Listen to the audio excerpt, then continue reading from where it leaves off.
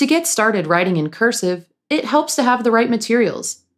Use a pen with ink that flows smoothly, such as a felt tip pen or a gel pen.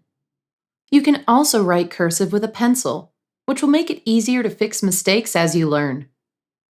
Choose writing paper with lines to help you make sure that your writing comes out straight and that the sizes and shapes of your letters stay consistent.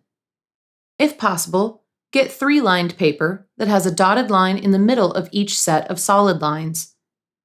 As you write, keep the paper tilted at a 35-degree angle, which will help give the letters the correct amount of slant. Keep a relaxed grip on the pen or pencil and hold it at a 45-degree angle relative to the paper. Practice writing the lowercase letters first, since these are the ones you'll use the most often. You might find it helpful to use a cursive letter chart that shows the steps to write each letter.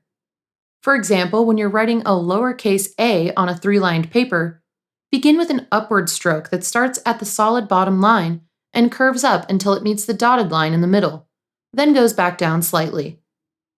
Then trace the line backwards, but this time swoop back up and around to meet the end of the first stroke. Swoop back down to make a curving tail that ends just before it meets the dotted line. After you've mastered the lowercase letters, get to know the uppercase ones.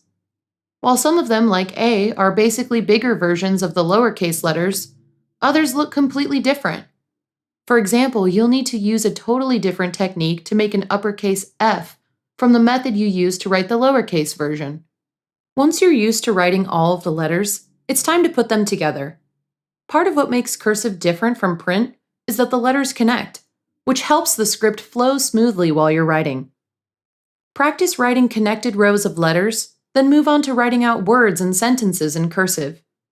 It may feel awkward at first, but within about 20 minutes of practice a day, you'll soon be writing beautiful, flowing cursive.